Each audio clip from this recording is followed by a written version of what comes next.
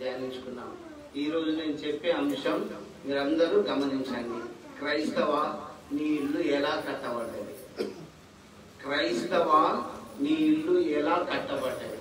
అందరం పరకాల్లో వేల ఇండ్లు ఉన్నాయి, ఒక్కొక్కరు ఒక్కొక్క రీతిగా కట్టింది. ఏ ఇంటికి వెళ్ళి చూసినా ఒక్కొక్క తీరు ఉంటుంది. కానీ లేఖనముల ప్రకారంగా, బైబిల్ వాక్య ప్రకారంగా మనమందరూ కలిసి ధ్యానిద్దాం. నేను ప్రసంగం అనేది కాదు, దేవుని లేఖనాలు ఎత్తి మీ ఎదుట చూపిస్తున్నప్పుడు ప్రతి ఒక్కరు గ్రహించండి, గమనించండి. ఈరోజు నేను చెప్పే అంశం, క్రైస్తవ, నీ ఇల్లు ఎలా కట్టబడ్డది? అందరం క్రైస్తవులమే, చాలా మంది ఉంటాం, కానీ రకరకాలుగా కడుతుంటాం. పరిశుద్ధ గ్రంథంలోకి వెళ్దాం. మత్తయి సువార్త 7వ అధ్యాయం 24 నుంచి చూడండి. పరిశుద్ధ గ్రంథంలో నుంచి, కాబట్టి ఈ నా మాటలు విని వాటి చొప్పున చేయు ప్రతి వాడును బండ మీద తన ఇల్లు కట్టుకొనిన బుద్ధిమంతుని పోలియుండును. చూడండి, ఇది బుద్ధిమంతుని ఇల్లు అని నేను చెప్పగలను. ఈ ఇల్లుకు ఒక లక్షణం ఉన్నది. ఈ నా మాటలు విని వాటి చొప్పున చేయు ప్రతివాడు ఎలా ఉన్నది? ఎలా కట్టిండు? బండ మీద కట్టిన బుద్ధిమంతుని ఇల్లు పోలియుండును. నేను ఇప్పుడు చెప్తా, ముఖస్థుతిగానే చెప్పగలను. అయితే అన్న, వీళ్ళు క్రీస్తు అనే బండ మీద ఇల్లు కట్టడం జరిగింది. అనేక మంది వర్గాల్లో అనేకులు ఉన్నారు, వారి క్యాస్ట్లో ఎంతో మంది ఉన్నారు, అయినా కూడా వారిని పిలిపియడం లేదు. ఇక్కడ క్రీస్తు అనే బండ మీద ఖచ్చితంగా అన్న మీ ఇల్లు కట్టబడ్డది. May God bless you. ఇప్పుడు కాదు, ప్రభు రాకడ వరకు దేవుడు మిమ్మల్ని దీవించును గాక. దయచేసి గమనించండి లేఖనాలు. ఈ నా మాటలు విని వాటి చొప్పున చేయి ప్రతివాడు బండ మీద ఇల్లు కట్టిన బుద్ధిమంతుణ్ణి పోలియుండును. మీరే చెప్పండి. ఇప్పుడు క్రీస్తు అనే బండ మీద మనందరినీ చేర్చి, క్రీస్తు బిడ్డలమైన మనందరినీ చేర్చి వాక్యం, పాటలు ప్రతి రూమ్ లో ప్రతి విశ్వాసి, ప్రతి దైవజనులు ప్రార్థించారు. కాబట్టి దేవుడు ఈ గృహంలో వారితో సదాకాలం ఉండాలని నేను మనస్ఫూర్తిగా అభినందిస్తూ దేవుని మహిమపరుస్తున్నా. ఇప్పుడు మనం చెప్పవచ్చు, ఈ ఇల్లు బుద్ధిమంతుని ఇల్లు.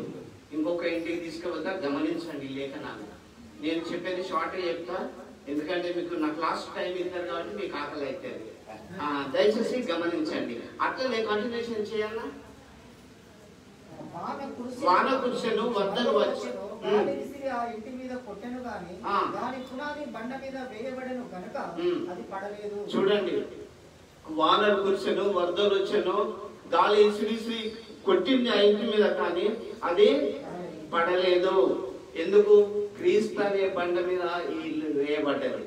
నేను చెప్తున్నా, ఎవరైతే క్రీస్తు అనే బండ మీద ఇల్లు కట్టుకుంటారో వారిని ప్రత్యేకంగా దేవుడు ఆశీర్వదిస్తాడు. నేను వాక్యాన్ని బట్టి ఎత్తి చూపించి చెప్తున్నా. వానలు కురిసినా, వరదలు వచ్చినా, సమస్యలు వచ్చినా, ప్రాబ్లమ్స్ ఉన్నా, రోగాలు వచ్చినా, అన్నింటిలో నుంచి స్వస్థత మీకు ఖచ్చితంగా వాక్యాన్ని బట్టి దేవుడు ఇస్తాడు. బ్రదర్, దేవుడు సదాకాలం తోడై ఉంటాడు. కాబట్టి ఇప్పుడు బుద్ధిమంతుని ఇల్లు అలా ఉంటది. అట్లనే కంటిన్యూషన్ చేయి. వాన కురిసెను, వరదలు వచ్చెను, గాలి ఇసిరి ఆ ఇంటి మీద కొట్టెను గాని దాని పునాది బండ మీద వేయబడలేదు గనుక అది కూడలేదు. ఇంత ఇంకోటి ఉంటది, బుద్ధి లేని వారి ఇల్లు. మరియు ఈ నా మాటలు విని వాటి చొప్పున చేయని ప్రతి వాడు ఇసుక మీద తన ఇల్లు కట్టుకొనిన బుద్ధిహీనుని పోలియుండు. చూడండి, ఒక బుద్ధిహీనుని ఇల్లు కూడా ఉంది. వాడు దేవుని మాటలు వినాడు, ప్రార్థన అంటే లెక్క చేయరు. చాలా మంది బ్రదర్స్, నేను రియల్ గా చెప్తున్నా, యేసు ప్రభు లేని ఇంట్లో చాలా వేదన భరితంగా ఉంటుంది. విస్తారమైన ధనం ఉన్నా కూడా మెంటల్ పీస్ ఉండదు. అందుకే ఈ మాటలు విని వాటి చొప్పున చేయని వాని ఇల్లు ఇసుక మీద కట్టుకున్నట్టే ఉంటది. నువ్వు క్రీస్తు బిడ్డవైతే, నువ్వు యేసు ప్రభు వాక్యం నీలో ఉంటే, నువ్వు క్రీస్తు అనే బండ మీద నీ ఇల్లు స్థిరంగా నిలుచుంటది. కానీ బుద్ధిలోనూ నీ ఇల్లు ఎలా ఉంటది? ఇసుక మీద, పునాది లేకుండా ఇసుక మీద కట్టిన ఇండ్లు ఉంటాయా? ఉండయి. ఎందుకు? అవి కూలిపోతాయి. గాలి వరద వానలు ఇసురిసులు కొట్టినప్పుడు దాని పునాది గట్టిగా లేదు కాబట్టి అది కూలిపోతుంది. అది ఎవరి ఇల్లు? బుద్ధి లేని వాళ్ళ ఇల్లు. నేను ప్రభు వాక్యాన్ని బట్టి చెప్పేది, బుద్ధి గల వాని ఇల్లు క్రీస్తు అనే బండ మీద ఈ మాటలు విని వాటి చొప్పున చేసే ప్రతి వాని ఇల్లు బండ మీద కట్టబడిన బుద్ధిమంతుణ్ణి పోలియుండును. అన్నయ్య, నిజంగా నేను మిమ్మల్ని ముఖస్థుతి కాదు చెప్పేది, క్రీస్తును తెలుసుకున్నారు, ఆ బండ మీదే మీరు స్థిరంగా నిలుస్తున్నారు. నేను అనుకుంటా 20 ఏళ్ళు కావచ్చు రవాణా ఇల్లు ఓపెన్ చేసి, నేనే దాటిపోవచ్చు కదా. 20 ఇయర్స్ 20 సంవత్సరాల క్రితం వచ్చాను. అప్పటి నుంచి కూడా నేను మిమ్మల్ని గమనిస్తున్నా. క్రీస్తు అనే బండ మీద ఇలాగే లోకం వైపు చూడకుండా క్రీస్తు మాటలు వాక్యం మీలో ఉంది. ఇంకా దేవుడు మిమ్మల్ని మీ పిల్లలను సమృద్ధిగా ఆశీర్వదించును కాక. ఆమేన్. ఇప్పుడు 2 ఇళ్ళ గురించి చెప్పాను. ఇంకొకటి కూడా నేను మీకు చెప్తాను, దయచేసి అపొస్తలుల కార్యములకు రండి. కొర్నేలికి పోదాం, తొందరగా వెళ్ళిపోదాం. మీకు ఆకలిగా ఉంది కావచ్చు. పరిశుద్ధ గ్రంథంలో నుంచి అపొస్తలుల కార్యం 10వ అధ్యాయం 1 నుంచి 5 వచనాల వరకు. ఇటలీ పటాలంలో శతాధిపతి అయిన కొర్నేలి అను భక్తుడొకడు కైసరయలో ఉండెను. అతడు తన ఇంటి వారందరితో కూడా దేవుని యందు భయభక్తులు గలవాడై ఉండి ప్రజలకు బహు ధర్మము చేయుచు. చూడండి, ఇటలీ పటాలమనబడిన పటాలంలో శతాధిపతి అయిన కొర్నేలు భక్తిపరుడు ఒకడుండెను. అయితే అతడు ఏం చేస్తుండో కంటిన్యూషన్ చదవండి. అతడు తన ఇంటి వారందరితో కూడా దేవుని యందు భయభక్తులు గలవాడై ఉండి ప్రజలకు బహు ధర్మము చేయుచు ఎల్లప్పుడూ దేవునికి ప్రార్థన చేయువాడు. కొర్నేలు తీసుకుంటే తన ఇంటి వారందరితో కూడా మరి ఎల్లప్పుడూ ప్రార్థన చేస్తూ ప్రజలకు బహు ధర్మం చేసేవాడు. అన్న, నీ పిల్లలను నీ ఇంటి వారందరితో కూడా, మమ్మీ డాడీ అంత ఏజ్లో ఉన్న రవాణా మీ కుటుంబం అంతా కూడా కొర్నేలుకు నేను సాదృశ్యంగా తీసుకోగలుగుతా పరకాల్లో. ఎందుకు అంటే మీరు ప్రభు వాక్యానుసారంగా నడుస్తున్నారు. కానీ పిల్లలు యుక్త వయసులో వస్తున్నారు, వాళ్ళని చాలా కంట్రోల్లో పెట్టుకోవాల్సిన బాధ్యత ఉంది. ఇక్కడ అయితే ఈ రోజు వరకు కొర్నేలు కూడా తన ఇంటి వారందరితో కూడా భయభక్తులు కలిగి ఎల్లప్పుడూ ప్రార్థన చేసేవాడు. ఈ ఇల్లు కూడా ఎల్లప్పుడూ ప్రార్థించే ఇల్లు. అవునంటారా కదంటారా? అవును. ఈ ఇల్లు, ఈ లక్షణం ఉన్నది ఇంటికి, ఎల్లప్పుడూ ప్రార్థన చేసేవాడు. అంతేకాదు ప్రజలకు కొర్నేలు ఏం చేసేవాడు? అన్న, నువ్వు నాకు చెప్పకుండా నువ్వు చేసే ఆతిథ్యం, మీ కుటుంబాల నుంచి వచ్చే ఆతిథ్యం, ఐ నో ఎవ్రీథింగ్, నాకు తెలుసు. మీ ఇల్లు కొర్నేలు ఇల్లుగా నేను సాదృశ్యంగా తీసుకొని వాక్యానుసారంగా అభినందిస్తూ ఆనందిస్తున్నాను. ఇప్పుడు కొర్నేలు ఏ రీతిగా ఆశీర్వదింపబడ్డాడో మీరు కూడా అలా ఆశీర్వదింపబడాలి. అయితే ఇక్కడ లేఖనాలు గమనించండి, కంటిన్యూషన్ చేయండి. అప్పుడు నీవు యొప్పేకు మనుషులను పంపి పేతురు అను మారు పేరు గల సీమోనును పిలిపించుము. చూడండి, ఇక్కడ మీరు లేఖనాలు నాకు కరెక్ట్ చదవాలి. అక్కడ ఎల్లప్పుడూ ప్రార్థన చేసినప్పుడు దేవదూత వస్తుంది. పగలు ఇంచుమించు 3 గంటల వేళ చూడండి, ప్రతి క్రైస్తవునికి ఇది ఛాలెంజ్ గా చెప్తున్నా. మీరు ప్రార్థించే ఇల్లు అయితే మీ ఇంట్లో దేవదూతలు రావాలి. నేను చూసినా కాబట్టి చెప్తున్నా. ఇక్కడ కాదు, 1000 మందిలో చెప్పగలుగుతా. ప్రార్థించే ఇల్లు అన్న, నువ్వు చూస్తావు, మీరు కూడా చూస్తారు. ఎందుకంటే ఎదగాలి ఇంకా వాక్యంలో, ప్రార్థనలో, అన్నిట్లో. కొర్నేలు చూడు, కొర్నేలు ఎల్లప్పుడూ ప్రార్థన చేసేవాడు. 3 గంటల వేళ ప్రార్థన చేస్తున్నప్పుడు దేవదూత అతని దగ్గరకు వచ్చి ఏం చెప్తుంది? చూడండి, తేటగా దర్శనంలో దేవదూత కనబడ్డాడు. కాబట్టి నేను మీకు చెప్తున్నా, ప్రతి క్రైస్తవునికి ఒక దేవదూత కనబడాలి. నీ కథ ఏంది? మనం పైకి తెల్లటి బట్టలు వేసుకోగానే క్రైస్తవం అనుకోవద్దు, బైబిల్ పట్టుకోగానే విశ్వాసం అనుకోవద్దు. క్రైస్తవ బిడ్డలుగా మారాలి, చూడాలి, చెయ్యాలి. ఆ రీతిగా ఎదగాలి అంటే వాక్యానుసారంగా ఉండాలి. ఆయన ఎల్లప్పుడూ ప్రార్థన చేసేవాడు, పేదలకు ధర్మం చేసేవాడు. ఆయన హోదా ఆఫీసర్. శతాధిపతి. నిజంగా చెప్తున్నా, ఇంకా నేను దేవదూతలను చూడలేదు అంటే ఎట్లా? మీరు చూడగలరు, కనిపెట్టండి. దర్శనంలో, ప్రార్థనలో, ఆత్మానుసారంగా, వాక్యానుసారంగా కనిపెట్టు. దేవుడు ఆ ఇంట్లో అద్భుతాలు చేస్తాడు. ప్రభునందు చెప్తున్నా, ఇది మీకు లోటు తక్కువ అని కాదు, మీరు ఎదగాలని చెప్తున్నా నేను. ఆ కొన్నేళ్ళు అయితే దేవదూతను చూసిండు. మీరు ఇంతమంది క్రైస్తవులు వచ్చిండ్రు, కళ్ళతోటి ముఖాముఖిగా చూసిన వాళ్ళు ఎవరైనా ఉన్నారా? ఏం లేదు. పైకి మాత్రం హల్లెలూయా స్తుతి స్తుతి అంటారు. పెదవులు మాత్రమే గనపరుస్తున్నాయి, హృదయం చాలా దూరంగా ఉంటుంది. ఏ గుండెను తడివి చూసినా ఉండాలి. హృదయ శుద్ధి గలవారు ధన్యులు, వారు దేవుణ్ణి చూచెదరు. నేను ప్రభునందు చెప్తున్నా, నాకు మొత్తం ఇవన్నీ ఆపరేషన్ అయినాయి. నాతోటి బ్రదర్స్ మీరంతా సజీవ సాక్షులే. బెడ్ మీద నిస్సహాయ స్థితిలో ఉన్నారు. నాకు సహాయం చేయడానికి ఒక రవి ఉన్నాడు, అక్కడ ఉన్నారు. కానీ విషయం చెప్తున్నా, బాగా ప్రార్థన చేసిన. ప్రభు ఎందుకు ఇలా జరిగిందంటే, ఒక 5గురు మనుషులు ఉన్నారు, వచ్చి ఇలా ముట్టి నువ్వు తొందరగా ఒక టెక్నాలజీ తోటి బాగైనావని చెప్పి. ఆ రోజు నుంచి నాకు పెయిన్ లేదు, నొప్పి లేదు. పెద్ద ఆపరేషన్. అసలు నా స్టేజ్లోకి వెళ్ళి ఇవాళ నేను చెప్తున్నానంటే మీకంటే యాక్టివ్ ఉన్నా. ఎందుకు చెప్తున్నానంటే, దేవుడు ముట్టితే, దేవుడు స్వస్థపరిస్తే ఏదైనా జరుగుతుంది. నేను స్వయంగా నిద్రలో చూశాను. 5గురు వచ్చి తెల్లటి బట్టలు వేసుకొని ఇట్లా టచ్ చేయగానే నా పెయిన్ పోయింది. అప్పటి నుంచి నేను ఆరోగ్యంగా ఉండిపోయాను. మీరు అనుకోవచ్చు గోళీలు గిట్లు వేసుకున్నాడేమో, ఇంత పెద్ద ఆపరేషన్ కంటే ఆయన సాక్షి వేసుకోలేదు. ఎందుకు చెప్తున్నానంటే, అన్న కొర్లేనింటికి దేవదూత వచ్చింది, మీ దగ్గర కూడా వస్తుంది, మీరు గమనించండి. దేవుడు ఆత్మ ద్వారా, కళల ద్వారా, వాక్యం ద్వారా, దర్శనం ద్వారా దేవుడు దర్శించే సమయం ఉన్నది. మీరు కనిపెట్టాలి. దేవుడు మీకు మంచి ఇల్లు ఇచ్చిండు కాబట్టి గమనించండి, గ్రహించండి, యేసుతో ముందుకు సాగండి.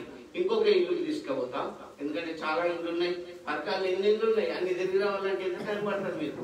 అంత పోవాలి. మరి నేను సరే లూకాసు వార్తలోకి రండి. ఈ ఇల్లు దాన ధర్మాలు చేసే ఇల్లు, ప్రార్థించే ఇల్లు, అవునా? ఇల్లు లక్షణాలు ఉన్నాయి. ఇంకో లూకాసు వార్త 19వ అధ్యాయం 4 నుంచి చూస్తే గమనించండి. లూకాసు వార్త 19:4. అప్పుడు యేసు ఆ త్రోవను రానయుండెను గనుక అతడు ముందుగా పరిగెత్తి ఆయనను చూచుటకు ఒక మేడి చెట్టు ఎక్కి. చూడండి, జక్కయ్య గురించి ప్రతి క్రైస్తవ విశ్వాసకి తెలుసు. యేసేని చూడాలనే ఆశ ఉన్నది. అన్న, మీరు ప్రభువుని తెలుసుకొని మరి యేసేని చూడాలని వచ్చింది కాబట్టి మీ ఇంటికి ఏమొచ్చింది తెలుసా? రక్షణ వచ్చింది. రక్షణ వచ్చేసింది ఆల్రెడీ అందరికీ. కాబట్టి నేను షార్ట్ గా చెప్పేస్తున్నా, యేసు ప్రభు రాగానే ఆ పాడుబడ్డ జక్కయ్య ఇల్లు, అన్యాయంతో నిండిన ఆ జక్కయ్య ఇల్లు రక్షణ గృహంగా మారిపోయింది. కాబట్టి క్రీస్తు ప్రియులారా, పరకాల పట్టణంలో బ్రదర్ ఇటును, పరకాల పట్టణంలో నీ ఇల్లు చాలా ఫేమస్ అయిపోతుంది.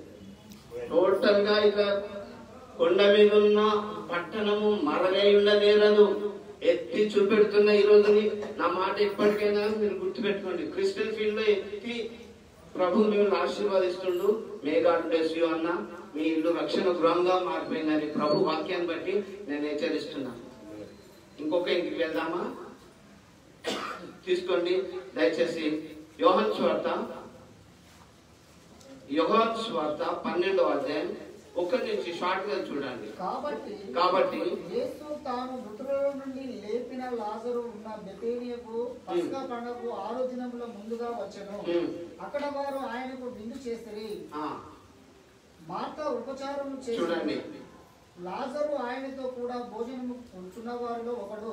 చూడండి, ఇక్కడ ఇది విందు చేసే ఇల్లుగా మారింది.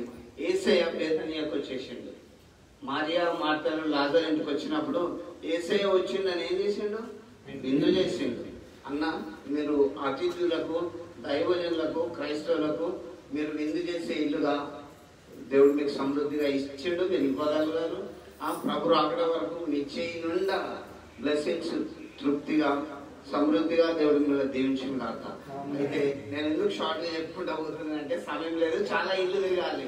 బెతనియా తీసుకుపోయాను, మరియా మార్తల ఇంట్లో యేసయ్యకు విందు చేసిండు. అక్కడ ఏం జరిగింది? మరియు మిక్కిలి విలువ గల జటామాంసి అత్తరు ఒక సేరున్నర తీసుకొని యేసు పాదములకు పూసి తన తల వెంట్రుకలతో ఆయన పాదములు తుడిచెను. చూడండి ఆ ఇంట్లో ఏం జరిగింది తెలుసా? యేసయ్య రాగానే ఆ ఇంటిలో ఉన్న మరియా అత్తరు ఎంత సేరున్నారా అంటే లీటర్నారా తీసుకొచ్చి యేసయ్య పాదాల మీద పోసి తల వెంట్రుకలతో ఆయన పాదములను తుడిచింది. ఆ ఇల్లు ఎలా మారిపోయింది? అప్పుడు అత్తరు వాసనతో నిండింది. క్రీస్తు అనే సువాసన మీ నుంచి, కిటికీల నుంచి, డోర్స్ నుంచి, అన్ని జన్ల సువార్త సత్యమైన దగ్గర నుంచి యేసు ప్రభు వార్త అందరికి అన్ని జాతుల వారికి వెళ్ళిపోతుంది అన్న. అదే ఇది సువాసన గల ఇల్లు. క్రీస్తు ఇక్కడ ఉన్నాడు. ఈ సువాసన అనేది నేను చాలా సార్లు గమనిస్తున్నా. మీ షాప్కి వచ్చిన వాళ్ళు ఎవరికైనా మీరు ఆ వాసన అనిపిస్తుంది, క్రీస్తు అనే సువాసన. కాబట్టి ఈ లక్షణాలన్నీ మీకు ముక్కు సూటిగా మీకు అంటున్నాయి. దేవుడు మిమ్మల్ని దీవించును గాక. గమనించండి. ఇంకా ఇంకొక ఇంటికి తీసుకుపోతా. కాబట్టి యోహాను సువార్త అందులో కూడా చక్కగా వ్రాయబడి ఉన్నది. యోహాను సువార్త 12:1-5 వరకు చూడండి. సేమ్ అదే కదా. ఇంకోటి మత్తయి సువార్త 26వ అధ్యాయం 6 నుంచి తీసుకుపోతాం. ఇప్పుడు ఒక ఇంటికి తీసుకుపోతున్నా, గమనించండి. దుష్టుడు ఇంటికి పోదాం. పరకాల్లో ఎంతో మంది పేషెంట్లు ఉంటారు కదా. యేసు ప్రభు బెతేనీలో కుష్ఠరోగైన సీమోను ఇంట ఉన్నప్పుడు చూడండి, యేసయ్య ఎవరి ఇంటికి పోయిండు? కుష్ఠరోగి ఇంటికి పోయిండు. యేసు ప్రభుకి ఏ రోగమైనా ఏం భయం లేదు. మనమైతే కరోనా వస్తుందని భయపడుతూ మాస్కులు కట్టుకుంటాం. యేసు దేవుడు ఎదలో ఉంటే ఎందుకు రా భయం? కొండలాంటి ఏ కష్టాలు వచ్చినా తొలగిపోవు క్షణం. నీ గుండె నిండా దేవుడు ఉంటే ఏ తెగులు నీ గుడారము సమీపించదు. దేవుడు ఇక్కడ ఉంటే రోగాలు వస్తాయా? మీరు లోకానికి వెలుగైనప్పుడు మీరే చీకట్లాగా ఉండేలా. క్రైస్తవా, యోచించు, ఆలోచించు. క్రైస్తవా, నీ ఇల్లు ఎలా కట్టబడ్డదో, నీ ఇంట్లో దేవుడు ఉంటాడా లేడా గమనించు. యేసు ప్రభు ఒక కుష్ఠరోగి ఇంటికి పోయినప్పుడు ఏం జరిగింది? ఒక స్త్రీ నిలవగల అత్తరు బుడ్డి తీసుకొని ఆయన యొద్దకు వచ్చి ఆయన భోజనంలో కూర్చుండగా దాన్ని ఆయన తల మీద పోసెను. చూడండి, ఇక్కడేమో తల మీద పోసింది, అక్కడ తల మీద పోసింది. మీరు గమనించాలి. యేసు ప్రభును మీరు అంతగా ప్రేమించారు, హృదయపూర్వకంగా ప్రేమించారు. కాబట్టి యేసు ప్రభుకి ఏ రోగం అనేది భయం లేదు. కుష్ఠరోగి ఇంటికి పోయిండు, ఆ ఇంట్లో భోజనానికి కూర్చున్నాడు. ఇప్పుడు నేను భోజనాలు కూడా అందరికి సిద్ధం చేశాను.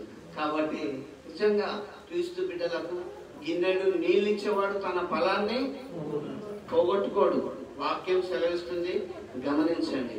మీరు భోజనం పెట్టే ఇల్లు, క్రీస్తును ఆరాధించే ఇల్లు అని నేను ఈ గృహాన్ని గురించి చెప్పగలుగుతాను. ఇంకా లూకా సువార్త 10వ అధ్యాయం తీసుకోండి, 38 నుంచి చదవండి. లూకా సువార్త 10వ అధ్యాయం 38 నుంచి. అంతటా వారు ప్రయాణమై పోచుండగా ఆయన ఒక గ్రామంలో ప్రవేశించెను. మార్తాను ఒక స్త్రీ ఆయన తన ఇంటికి చేర్చుకొనెను. ఆమెకు మరియాను సహోదరి ఉండెను. ఈమె యేసు పాదముల యొద్ద కూర్చుని ఆయన బోధ వినుచుండెను. చూడండి, ఇది బోధించే ఇల్లు. మార్త మరియల ఇల్లు ఏంటిది? యేసయ్య ఆ ఇంట్లోకి వచ్చి బోధిస్తాడు. నీ ఇంట్లో బోధలు ఉంటానే, టీవీలు ఉంటానే. క్రైస్తవ, యోచించు, ఆలోచించు. ఊకే లైవ్ పెట్టుకొని సినిమాలు చూసుకుంటా కూర్చుంటారా? క్రైస్తవులకు తగదు. మన ఇల్లు బోధించే ఇల్లుగా ఉండాలి. మోషే ఏం చెప్తాడు? నీ పిల్లలు వచ్చినప్పుడు పోయినప్పుడు ధ్యానించు, బోధించు అని చెప్తాను. మన ఇంట్లో ఏముంటానే? క్రైస్తవుల ఇల్లు ఎట్లా ఉండాలి? మరియా, మార్త ఆయన పాదాల దగ్గర కూర్చుండి ఆయన బోధలు వింటాను. ఇప్పుడు మనం అందరం వేసే బోధలు వాక్యం తెరిచి ఉంటాను. నిజంగా మరియా, మార్త లాంటి ఇల్లు మీ ఇల్లు. ఈ ఇల్లు బోధించే ఇల్లు. కాబట్టి ఇక్కడ యేసయ్య ఉంటాడు. మిమ్మల్ని కూడా దేవుడు బలంగా వాడుకుంటాడు. మీరు కూడా అనేక బోధించే శక్తి, సామర్థ్యం, జ్ఞానం, వివేచన దేవుడు మీకు సమృద్ధిగా దయచేయను దాకా. ఇంకొకటి కూడా నేను చెప్తా, మూసివేసిన ఇంటికి పోదాం. ఇదేంటిది? మూసివేసిన ఏంటి? బైబిల్లో తీసుకోండి, యోహాను సువార్త 20వ అధ్యాయం 19. మూసివేసిన ఇంటి షార్ట్ గానే చెప్తున్నా. మూసివేసిన ఇంటికి పోదాం. ఇది ఇలా కొత్తగా ఓపెన్ చేసిన ఇల్లు, క్రైస్తవాని ఇల్లు ఎలా కట్టబడ్డదో యోచించుకో, ఆలోచించుకో. క్రీస్తు అనే బండ మీద నువ్వు కట్టబడితే ఎప్పుడు నీకేం కాదు. మూసి ఉంచిన ఇంటికి పోదాం. యోహాను సువార్త 20:19. ఆదివారం సాయంకాలమున శిష్యులు యూదులకు భయపడి తాము కూడి ఉన్న ఇంటి తలుపులు మూసుకొని ఉండగా. చూడండి, శిష్యులకు భయమైంది. నిన్న మొన్న యేసు ప్రభు సిలువకేసి సమాధిలో పెడితే మమ్మల్ని ఎవరు కొడుతారు అని భయపడి మూసుకున్నారు. మనం కూడా క్రైస్తవం మాస్కులు కట్టుకుంటలేదు. భయం. బతుకుతామా? పిలుపు వస్తే పోతాం. మాస్క్ ఆపుతుందా మన ప్రాణాన్ని? ఆపలేదు అసలు. వాక్యం ఈ పిలుపు వచ్చిందంటే రా అంటే వెళ్ళిపోవాలి. వీళ్ళు కూడా మానవులు కాబట్టి భయపడ్డారు. భయపడి ఏం చేసిండు? యూదులు మమ్మల్ని ఎక్కడ పట్టుకపోతారు అని ఆ ఇంట్లో తలుపులు వేసుకొని అయితే యేసు వచ్చి మధ్యన నిలిచి, అన్న నీ ఇంట్లో యేసే వస్తాడు, మధ్యలో నిలుస్తుంటాడు. మీరు అది గమనిస్తారా? యేసు ప్రభు ఆ ఇంట్లోకి వచ్చి వీళ్ళు మూసుకున్నారు, తలుపులు వేసుకున్నారు, యూదులకు భయపడ్డారు. కానీ యేసే లేడు కదా, చనిపోయాడు, సమాధి చేస్తామని వీళ్ళు ఈ లోక సంబంధంగా ఆలోచిస్తున్నారు. ఆధ్యాత్మికంగా నా కన్నులు తెరవబడాలి. దేవుని లేఖనాలు లోతుగా గమనిస్తూ ఉండాలి మనం. వాళ్ళు తలుపులు వేసుకొని ఎవరు వస్తారో ఎవరు భయపెడతారో అని చూస్తున్న సమయంలో యేసు ప్రభు తానే మధ్యలోకి వచ్చి మీకు సమాధానము కలుగును గాక అన్న. మీ ఇంట్లో శాంతి, సమాధానము, నెమ్మది ఖచ్చితంగా ఉంటుంది. యేసయ్య నీ ఇంట్లో మధ్యలో ఉంటాడు. ఇది ఎప్పుడు మర్చిపోకండి. ఇటు మీ ఇంట్లో యేసయ్య ఉంటాడు. మీకు శాంతి, సమాధానం కలుగును గాక. ఏ తెగులు మీ గుడారమో మీరు ఈ లోక సంబంధంగా భయపడ్డారు. ఏం దిగులు పడద్దు. మీరు బైబిల్ వాక్యం ఎంత ధైర్యం చెప్తుంది తెలుసా? స్త్రీ తన గర్భంలో పుట్టిన బిడ్డను మార్చినా నేను మిమ్మల్ని మార్చను. ఎక్కడ చెప్పుకున్నా? నా అరచేతుల్లో చెప్పుకున్నా. అరచేతుల్లో చెప్పుకున్నాక ఇంకా భయం ఎందుకు? క్రైస్తవా, యేసులో ఈ నా మాటలు విని వాటి చొప్పున చేయి ప్రతివాని ఇల్లు క్రీస్తు అనే బండ మీద కట్టబడినట్లు బలంగా ఉంటుంది. ఏ భయం లేకుండదు. అందుకే మూయబడిన ఇంట్లోకి యేసయ్య వచ్చాడు. లోకంలో మనం జీవిస్తున్నాం. ఏ తెగులు ఈ గుడారంలోకి రాకుండా ప్రభు తన సన్నిధిని, తన ఆత్మను మీ మధ్యలో ఉంచి సదాకాలం మిమ్మల్ని ఆశీర్వదించును కాక. ఇంకొక ఇంటికి పోదామా? లూదియా ఇంటికి పోదాం. అపొస్తలుల కార్యం 16:15 చూడండి. షార్ట్గా చెప్పి నేను ముగించేస్తున్నా. లూదియా ఇంటికి వెళ్దాం. చాలా ఉన్నాయి కదా. ఆమె ఇంటివారును బాప్తిస్మం పొందినప్పుడు ఆమె నేను ప్రభువునందు విశ్వాసము గలదాన్ని మీరు ఎంచితే నా ఇంటికి వచ్చి ఉండుడని వేడుకొని మమ్మల్ని బలవంతం చేశాను. చూడండి, లూదియా దైవజనులను బలవంతం చేసింది. నేను విశ్వాసము గలదానని మీరు ఎంచితే నా ఇంటికి రండి అని దైవజనులను బలవంతం చేసి తీసుకున్నది. ఇక్కడికి వచ్చిన ప్రతి విశ్వాసి, ప్రతి దైవజనులను కూడా అన్న ఈ రీతిగానే తీసుకొచ్చింది. ఆ ఇంటి వాళ్ళందరూ కూడా బ్యాప్టిజం పొందింది. ఇంకా మీ దాంట్లో ఎవరైనా బ్యాప్టిజం పొందకుంటే రక్షణలోకి రండి, బ్యాప్టిజం పొందండి. సమయం అతి త్వరగా ఉంటుంది. మనం మాత్రం సిద్ధపడాలి. బ్యాప్టిజం పొందిన ఇల్లు, దైవజనులను ఇన్వైట్ చేసిన ఇల్లు ఆ ఇల్లు. కాబట్టి అన్న నీ ఇంటికి లక్షణం ఉన్నది. అనేక మంది పెద్దలను, దైవజనులను, విశ్వాసులను, ప్రార్థన పరులను నువ్వు ఇన్వైట్ చేశావు. కాబట్టి ఈ ఇల్లు నేను లూదియాకు పోల్చగలను.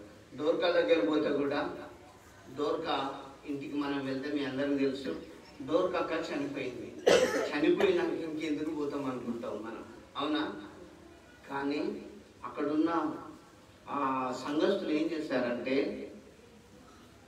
డోర్కక్క బ్రతికినప్పుడు మాకు ఈ బట్టలు కుట్టించింది అని సాక్ష్యం చెప్పించింది ఆ ఇంటికి పోయినప్పుడు. మళ్ళీ ఆ దైవజనుడు పేతురు ఆమెను డోర్కాను సజీవంగా లేపి ఆ విశ్వాసాలకు అప్పచెప్పాను. డోర్కాకి ఇంత ప్రభుని నమ్ముకుంటే ఎంత అద్భుతం జరిగింది. చనిపోయిన ఇంట్లో జీవం వచ్చేసింది. క్రైస్తవ ఇల్లు జీవంతో నిండి ఉండాలి. క్రైస్తవ ఇల్లు ప్రార్థనతో నిండి ఉండాలి. క్రైస్తవ ఇల్లు ఆతిథ్యం ఇచ్చినట్లు ఉండాలి. క్రైస్తవ ఇల్లు ఎల్లప్పుడూ ప్రార్థించేటట్లు ఉండాలి. క్రైస్తవ ఇల్లు మరి ఆల్వేస్ ఎట్లుండాలంటే సువాసన కలిగి ఉండాలి. క్రీస్తు అనే సువాసన మనలో నుంచి వెళ్ళాలి. ఇంకొకటి కూడా నేను మీకు జ్ఞాపకం చేస్తాను. దూరపక్క ఇల్లు పోతే వాళ్ళ ఇంట్లో మరి మంచి సాక్ష్యం వచ్చింది. దూరపక్క బ్రతికినప్పుడు పోయి బట్టలు ఇచ్చింది అనే సాక్ష్యం ఆమె చచ్చిపోయినాక కూడా చెప్పాను. అన్న మీరున్నంత కాలం ఈ ఇల్లు అనేకులకు సాక్ష్యంగా వాడబడాలని ప్రభు వాక్యాన్ని బట్టి నేను హెచ్చరిస్తున్నా. ఇది సాక్ష్యం ఇచ్చే ఇల్లుగా కూడా ఉండాలని ప్రభు వాక్యాన్ని బట్టి నేను ప్రార్థిస్తున్నా. ఇంకొకటి కూడా నేను మీకు చెప్తున్నా. అపోస్తల కార్యంలోనే 16 తీసుకుని 12 చూడండి. 12వ అధ్యాయం 12 నుంచి. ఇట్లు ఆలోచించుకొని అతడు మార్కు అనే మారు పేరు గల యోహాను తల్లి అయిన మరియ ఇంటికి వచ్చెను. చూడండి, ఇప్పుడు మనమందరం బైబిల్ గ్రంథంలో ఎవరింటికి పోదాం తెలుసా? మార్క్ అనే యోహాను తల్లి అయిన మరియ ఇంటికి పోదాం. ఆ ఇంటికి పోతే ఏం జరుగుతుంది? ఇప్పుడు పరకాల నుంచి నాకు తెలిసిన వాళ్ళ నుంచి ఒక్కొక్క డోర్ టు డోర్ పోతుంటారు. ఒక్కొక్క ఇంటికంటే ఒక్కొక్క రీతిగా ఉంటాయి. కానీ దైవజనుడు యోహాను తల్లి అయిన మార్త ఇంటికి పోతే ఏం జరిగింది? మరే ఇంటికి వచ్చెను. అక్కడ అనేకులు కూడి ప్రార్థన చేయుచుండిరి. చూడండి, యోహాను తల్లి అయిన మరే ఇంటికి వచ్చినప్పుడు అనేకులు కూడి ఆ ఇంట్లో ప్రార్థన చేస్తున్నారు. ఇప్పుడు ఎవరన్నా బయట నుంచి మనలో చూస్తే ఏమనుకుంటారు? సత్యమని ఇంట్లో ప్రార్థన జరుగుతుంది అనుకుంటారు. ఈ ఇల్లు సాదృశ్యమే కాదా? అవును, ప్రార్థించే ఇల్లే ఇది కూడా. మరి యోహాను తల్లి అయినా మరియా ఇంటికి ఈ ఇల్లు కూడా సాదృశ్యమైంది. అయితే ఆ ఇంట్లో ప్రేయర్ జరిగేటప్పుడు ఏం జరిగింది? అతడు తలవాకిట తలుపు తట్టుచుండగా రోదే అనే ఒక చిన్నది ఆలకించుటకు వచ్చెను. చూడండి, అందరూ ఆ ఇంట్లో తలుపులు వేసుకొని ప్రార్థన చేస్తుండ్రు. ప్రార్థన చేస్తున్నప్పుడు ఆ అనాది కాలంలోనే ఆ ఇంట్లో ప్రార్థన జరుగుతుంది. కానీ నేటి యుగంలో మన సత్యమని ఇక్కడే ప్రేయర్ జరుగుతుంది. చాలా ధన్యత కాదంటారా? అవునా కాదా? వాక్యానికి భిన్నంగా ఏదన్నా ఉంటే చెప్పండి, సరి చేద్దాం. కానీ క్రైస్తవ విశ్వాసి నీ ఇల్లు ఎలా కట్టబడ్డదో ఆలోచించుకో. క్రీస్తు అనే బండ మీద ఈ ఇల్లు కట్టబడ్డది. వానలు వచ్చినా, వరదలు వచ్చినా, సమస్యలు వచ్చినా, రోగాలు వచ్చినా తొలగిపోవును గాక. అయితే ఆ ఇంట్లో ప్రార్థన జరిగేటప్పుడు అందరు ప్రేయర్ లో ఉన్నప్పుడు ఇంత ఒక చిన్నది ఏం చేసింది? కంటిన్యూషన్ చేయి. రోదే అనే ఒక చిన్నది ఆలకించుటకు వచ్చెను. చూడండి, డోర్ సప్పుడు అయిందని ఇలా అందరు ప్రార్థన చేస్తుంటే పిల్లలకు కొన్ని అలవాట్లు ఉంటాయి, కళ్ళు తెచ్చి చూసుడు. అవునా? ఒక్క చిన్నది ఏం చేసిందంటే డోర్ కాడికి పోయి ఆలకిస్తుంది.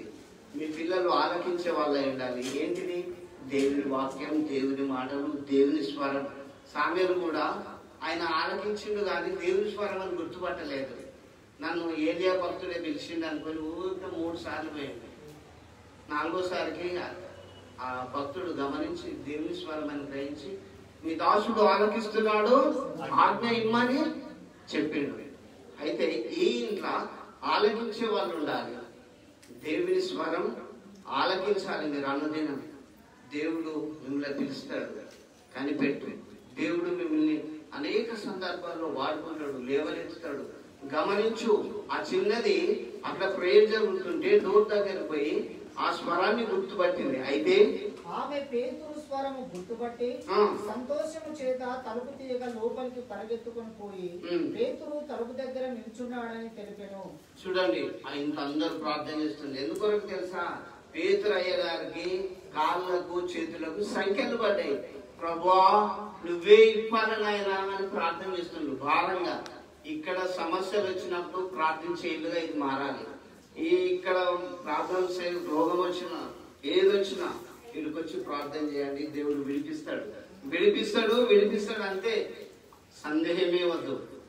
ఇక్కడ వాళ్ళు ప్రార్థన చేసినప్పుడు పేతురును దేవదూత వెళ్ళి విడిపించుకొని వచ్చింది. పేతురు వచ్చి డోర్ కొడుతున్నప్పుడు చిన్నది వచ్చి పేతురు స్వరాన్ని గుర్తుపట్టి పేతురు వచ్చిందని ప్రార్థన చేసే వాళ్ళకి చెప్పింది. అప్పుడు అక్కడ ఉన్న ప్రార్థన పనులు ఏమంటాను తెలుసా? నువ్వు పిచ్చిదానివి అంటాను. అందుకు వారు నీవు పిచ్చిదానివనిరి. చూడండి, ఉన్న కాడికి మాట్లాడితే ఎవరన్నా మెచ్చుకుంటారా? ఒప్పుకుంటారా? ఒక్కరు ముక్కుసూటిగా వాక్యం చెప్పినా ముఖం తిప్పుకుంటారు. నన్నే విమర్శించింది విమర్శలు కాదు, సరి చేసుకోవడం కొరకే వాక్యం అనేది. వింటుల్లా ఎక్కడ జారిపోతున్నాం, ఎక్కడ తప్పిపోతున్నాం, మాటల్లో, క్రియల్లో, చూపుల్లో, చేతుల్లో ఏడ తొలగిపోతున్నామో క్రైస్తవ మనం గమనించుకొని జీవిత యాత్రలో అనేకులకు మాదిరిగా ఇన్ని ఇళ్ళ ప్రజలకు, ఇన్ని గృహాలకు, ఇన్ని ఇళ్లలో ఉంటున్న వారిని నేను మీకు ఆదర్శంగా చూసి చెప్తున్నా. వాళ్ళందరినీ ఆదర్శంగా తీసుకున్నాం. ఆ చిన్న పిల్లను రోజున ఏమంటాను, పిచ్చిదాను అంటాను. ఆమె ఉన్నది కరెక్ట్ కాదా? దైవజనుడి స్వరం కాదా? మరి ఇది దేవుని వాక్యం కాదా? బాధలో నెమ్మదిస్తుంది, రోగంలో స్వస్థత ఇస్తుంది, ఆదరణ లేనప్పుడు ఆదరణ ఇస్తుంది, ఇరుకులో విశాలత కలుగజేసి ఆ వాక్యాన్ని ఎక్కడ పెడుతుందో ఆలోచించి యోచించు. ఆ స్వరాన్ని, ఆ వాక్యాన్ని మీరు గమనించండి. దేవుడు ఆశీర్వదిస్తే నీ అంచెలంచెలుగా ఎదిగిపోతుంది. అందుకే నేను మీకు చెప్తున్నా, బుద్ధిగల వాడు ఇల్లు కట్టాను, బండ మీద కట్టాను. ఎందుకంటే ఈ నా మాటలు విని వాడు చొప్పున చేసే ప్రతి వాని ఇల్లు బండ మీద కట్టబడిన బుద్ధిమంతుని పోలి ఉండడు. వీళ్ళు మంచిగా కట్టుకున్నారు, ప్రార్థన చేస్తుండ్రు, కానీ దైవజనుల స్వరాన్ని గుర్తుపట్టలేక ఆ పిల్లను పిచ్చిదన్నారు. అయితే తాను చెప్పినదే నిజమని ఆమె దృఢముగా చెప్పినప్పుడు చూడండి, ఒక్కటి 10 ఆడ మాట పాడి 5 అరజల్లు, ఒక్కటాడు మాట 8 జల్లు. అందరు పెద్ద మనుషులు ఎవరింటారు ఆ చిన్న పిల్లని? ఆయన పిచ్చిదాను అంటాను. లేదు లేదు, ఖచ్చితంగా నేను అయ్యగారు వచ్చాడు, పేతురు స్వరం విన్నా అంటాను. నేను మీకు చెప్తున్నా, దేవుని స్వరం అనుదినం వినాలి. నేను ప్రతి క్రైస్తవులకు, విశ్వాసులకు, నా సహా దాసులకు, దేవుని బిడ్డలకు అందరూ చెప్తున్నా. నేను మొన్న కూడా లైవ్ లో పెట్టాను, క్రైస్తవ దేవుని స్వరం విన్నావా? దేవుడు స్వయంగా మాట్లాడతాడు, ఆత్మతో మాట్లాడతాడు. గుండెలో సెల్ ఫోన్ ఎట్లా మాట్లాడతాడు అట్లా మాట్లాడతాడు. భక్తుల ద్వారా కూడా మాట్లాడతాడు, పంపించి మాట్లాడతాడు. గ్రహించండి, గమనించండి. దేవుడు కళ ద్వారా మాట్లాడతాడు, దర్శనం ద్వారా మాట్లాడతాడు, అనేక రకాలుగా దేవుడు మాట్లాడతాడని చెప్తున్నా. మీరు ఎదగాలి, వాక్యంలో ముందుకు సాగిపోవాలి. ఇక్కడ ఇంట్లో మాత్రం అందరు ప్రార్థన చేస్తున్నారు కానీ స్వరాన్ని గుర్తుపట్టలేదు. అవునంటారా కాదంటారా? దయచేసి గమనించండి. దేవుని ఆత్మ సన్నిధి మన మధ్యలో సంచరిస్తుంది. దిగులు పడకు క్రైస్తవ, భయపడకూడదు. ప్రభు వైపు చూస్తూ వినగల చెవు, గ్రహించే మనసు దేవుడు మీకు ఇవ్వాలని హృదయపూర్వకంగా నేను కోరుకుంటున్నాను. కంటిన్యూషన్ చేయి. వారు అతన్ని మళ్ళీ తర్వాత డోర్స్ తెరిచి చూసింది. చూసే వరకు చిన్నపిల్ల చెప్పిందే నిజమైంది. అప్పుడు ఏమంటారు, అబ్బా మేము పేతురాయ గారికి కొరకే ప్రేర్ చేసినాం, దేవుడు నడిపించాడు అని ఆయన ఇప్పుడు దూత అంటారు. అద్భుతాలు ఎంతలా జరుగుతాయి? మన దేవుడే ఆశ్చర్యకరుడు, లేని వాటిని ఉన్నట్టుగా పిలిచేవాడు. మనం కళ్ళతో చూస్తే నమ్ముతాం, కానీ చూడక నమ్మిన వారే ధన్యులను వాక్యం సెలవిస్తుంది. చూసి నమ్మిత కాదు ధన్యులు. నేను అన్నా ఇది ప్రార్థన చేయాలి, కానీ దైవ జనుల స్వరం గుర్తుపట్టండి. దేవుని వాక్యంలోకి ఇంకా వెళ్ళి లోతైన మర్మాలు మీరు, మీ కుటుంబం మరి బాగా గ్రహించి ఆత్మీయంగా అనేకులకు ఆదర్శంగా ఎదగాలని ప్రభు వాక్యాన్ని బట్టి నేను మిమ్మల్ని హెచ్చరిస్తూ అభినందిస్తున్నాను. ఇంకొక ఇంటికి పోదాం, 2 చెప్పి ముగిస్తాను. ఇది తీసుకొస్తానేమో లేదు కదా, ఏమో ఇది అంటే సరే. ఇంకొక ఇంటికి వెళ్దాం. క్రైస్తవాన్ని ఇల్లు ఎలా కట్టబడ్డది దాని గురించి దానియేలు గ్రంథంలోకి రండి. 2వ అధ్యాయం 17వ వచనం. షార్ట్ గా చెప్పిస్తున్నా. పరిశుద్ధ గ్రంథం దానియేలు ఇంటికి వెళ్దాం. చెప్పనా? 2వ అధ్యాయం 17వ వచనం. అప్పుడు దానియేలు తన ఇంటికి పోయి తన స్నేహితులైన అనన్యాకును, మిషాయేలుకును, అజర్యకును ఈ సంగతి తెలియజేసి తాను తన స్నేహితులను బబులోనులో తక్కిన జ్ఞానులతో కూడా నశింపకుండునట్లు ఆ కళ యొక్క మర్మ విషయములో పరలోకమందున్న దేవుని వలన కటాక్షము పొందు నిమిత్తమై ఆయనను వేడుకునని వారిని హెచ్చరించను. అన్నా, ఇది హెచ్చరించే ఇల్లు. ఈ ఇల్లు హెచ్చరించే ఇల్లు. దానిలో ఏం చేసింది తెలుసా? కళను నేను చెప్పినట్టు చేయకపోతే మిమ్మల్ని చంపేస్తా అని ఆర్డర్ అక్కడ ఇచ్చిండు. మీ అందరూ తెలుసు వాక్యం, అవునా? ఇది హెచ్చరించే ఎట్లా తెలుసా? దానిలో ఏం చేసిండు? తన స్నేహితులను పిలుచుకున్నాడు. ఎవరెవరు? అనన్య, ముగ్గురిని స్నేహితులను పిలుచుకొని, దయచేసి గమనించండి, ముగ్గురు స్నేహితులను పిలుచుకొని యెహోవా దేవుని వల్ల కటాక్షం పొందినట్లు ప్రార్థన చేద్దామని హెచ్చరించండు. చూడండి, సిల్వను, రాధను, అన్నను, సడను ఈ అన్నలందరినీ పిలుచుకున్నాడు. ఎందుకు? ప్రార్థన కొరకు. అవునా? ఏమన్నా ఇది దానియేలు సాదృశ్యంగా ఉందా లేదా? కొంతమంది ఓపెన్ చేసుకుంటారు, ఎట్లా ఆ రిబ్బన్ కట్ చేసుకుంటారు, కేక్ కట్ చేసుకుంటారు. కదా అన్నా నీ ఇంటికి అన్ని లక్షణాలు ఉన్నాయి అన్నా, నువ్వు దైవజనులను పిలిపించినావు, విశ్వాసులను పిలిపించినావు. ఈ దానియేలు ఏం చేసిండు?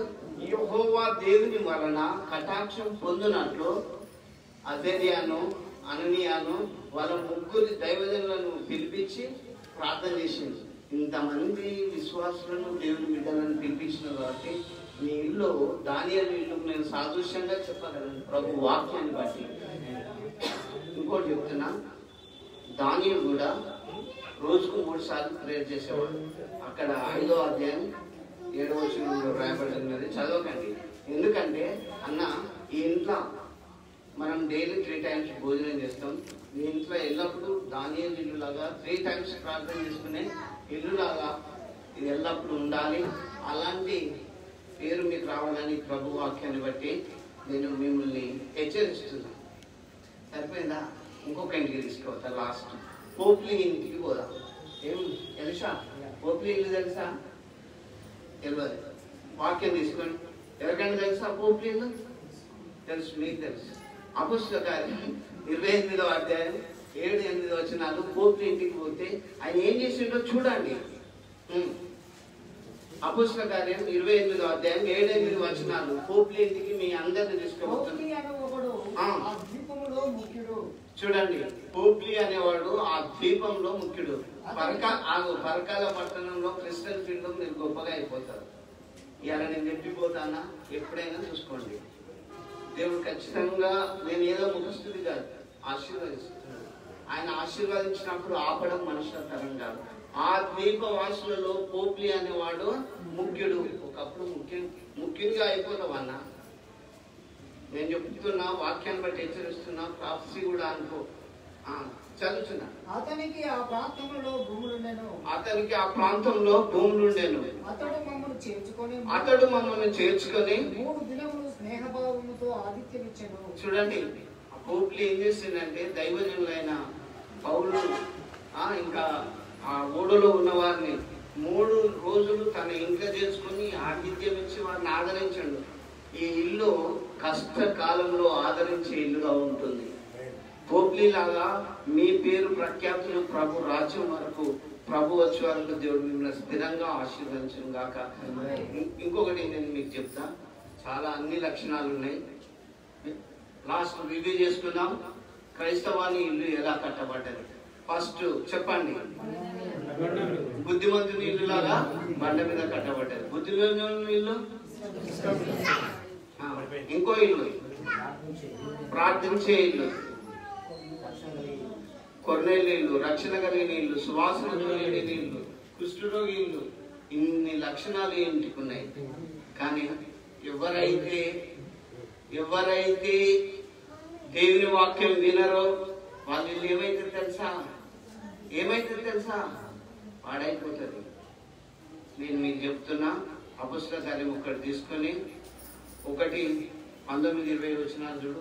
పాడైపోయే ఇల్లు దేవుని ధిక్కరించి, దేవుని వాక్యాన్ని కాదని, దేవుని నమ్మక, ప్రార్థించక ఉంటే ఆ ఇల్లు ఏమైపోద్దో. అపొస్తలుల కార్యం 1:19 చదవండి. ఈ సంగతి యెరూషలేములో కాపురమున్న వారందరికీ తెలియవచ్చును గనుక వారి భాషలో ఆ పొలము అకెల్దమా అనబడి ఉన్నది. దానికి రక్తభూమి అని అర్థం. ఇందుకు ప్రమాణముగా అతని ఇల్లు పాడైపోవును గాక. చూడండి, ఇది ఆత్మానుసారంగా ప్రవచింపబడిన లేఖనం. అన్న, నువ్వు నిజంగా ప్రార్థన పూర్వకంగా ఇంతమంది దైవజనులను బిడ్డలను పిలిపించుకొని నువ్వు ఏర్పాటు చేసినావు. నీ ఇల్లు దీవింపబడును గాక. అదే యూదా యేసు ప్రభును అప్పచెప్పిండు కాబట్టి అతని ఇల్లు పాడైపోవును గాక. నేను చెప్తున్నా, ప్రతి విశ్వాసి దేవుని వాక్యం తెలుసుకున్న వాళ్ళు క్రీస్తు మాటలు విని వాటి చొప్పున చేసినప్పుడు ఆశీర్వాదకరంగా ఉంటుంది. ఎవరైతే దేవుని మాటలు వినరో, వాటి చొప్పున చేయరో, ఆ ఇల్లు పాడైపోతుంది. యూదా యేసు ప్రభుతో ఉన్నాడు, తిన్నాడు, సేవలు పాల్పంచుకున్నాడు, ఆయననే అప్పగించాడు. క్రైస్తవ బిడ్డలం ఎక్కడ పోయినా నువ్వు రవ్వలా ఉండాలి, వెలుగుతూ ఉండాలి, వెలిగిస్తూ ఉండాలి. జీవితంలో తప్పు చేయొద్దు. మాటల్లో, క్రియల్లో, చూపుల్లో, చేతుల్లో అనేకులకు ఆదర్శంగా బ్రతికినప్పుడు దేవుడు మనల్ని దీవిస్తాడు. అన్న, ఈ భూమి మీద దేవుడికి మంచి ఇల్లు ఇచ్చాడు, చాలా సంతోషం. ఎవరి పేరైతే జీవగ్రంథం అందు రాయబడదో వాళ్ళకి అక్కడ స్థానం లేదు. ఇది ఈ భూలోకంలో మంచి ఇల్లు అప్స్టేర్ ఇచ్చిండు, దేవుడు మిమ్మల్ని దీవించిన కాక. అయితే యోహాను సువార్త 14:1 చెప్పి ముగిస్తే, యోహాను సువార్త 14:1 మీ హృదయంలో కలవరపడని. ఎప్పుడు నేను మీకు చెప్తా, క్రిస్టియన్స్ అనేవాడు ఎందుకు కలవరపడాలి? చాలా టెన్షన్స్ ఎందుకు? దేని గురించి టెన్షన్స్ వద్దు. నేనైతే నిరభ్యంతరంగా అంత పెద్ద రోగం వచ్చింది. అవునా అన్న? అవునా? డాక్టర్లకు కూడా క్లాస్ ఇచ్చుకుంటూనే ఉంది. నిజంగా మీరు ఏమన్నానండి, నన్ను నాతో చిన్న వాళ్ళకి తెలుసు. ఎందుకు చెప్తున్నానంటే నా గురి అంతా నా దేవుని మీదే ఉన్నది. తన యందు విశ్వాసం ఉంచిన బిడ్డలను ఆయన ఎరుగును. అన్నాను, లోకంలో యేసయ్య మీద విశ్వాసం ఉంచినావు, దేవుడు నిన్ను ఖచ్చితంగా, నిన్ను, నీ కుటుంబాన్ని, పిల్లలను ఆయన బాగా తెలుసుకున్నాడు. నీకే అపాయం రాదు. ఆ చదువురావి. మీ హృదయంలో కలవరపడనీయకుడి.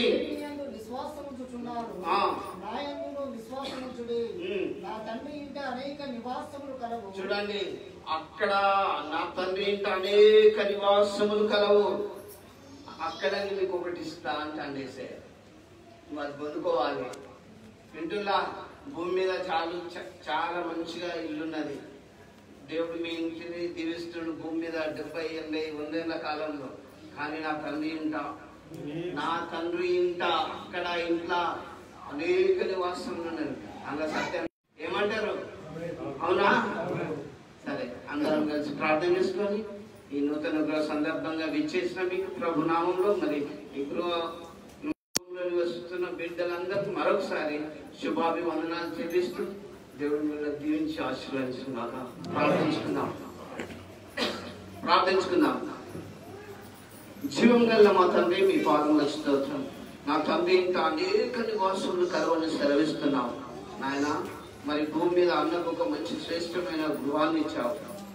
ఈ ప్రయాసం ఎంతో యెహోవా కట్టించిన ఇల్లుగా మేము కట్టించారు నాయన. మీకు స్తోత్రాలు. పరిశుద్ధాత్మ తండ్రి, ఇదిగో నీ రాజ్యంలో తండ్రి ఇంత అనేక నివాస స్థలాలు ఉన్నాయి. ఈ బిడ్డలందరికీ ఒక్కొక్కటి రిజర్వ్ చేయనాయన. మేము వచ్చినప్పుడు నీతో మేము ఆ పరలోకంలో ఆనందించే భాగ్యం తెచ్చాను. ఈ భూమి మీద ఇక్కడ ఆనందించడానికి బిడ్డలకి గృహించావు. అందుని బట్టి స్తోత్రాలు. ఈ దీనిని మరుగు చేసుకొని నా ప్రార్థన ఆలకించి నీ సముఖంలో వారి పేర్లు రాసుకొని వారికి కేటాయించవలసిందిగా ప్రార్థిస్తున్నాం. ఇదిగో తండ్రి, నేనుండే స్థలంలో మీరును ముందులాగా నేను వచ్చి తీసుకుపోతాను సెలవిచ్చావు. నీ రాకడలో మమ్మల్ని అందరినీ కూడి వచ్చిన మా అందరికీ ఒక్కొక్క ప్లేస్ ఈ తండ్రి, నీతో కలిసి భోజనం చేసే భాగ్యం మాకు ఈ దేవా.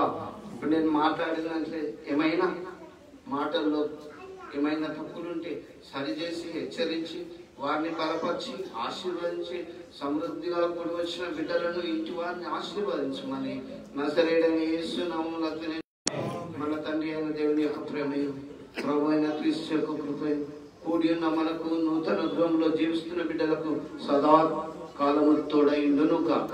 ఆమేన్. ఆమేన్.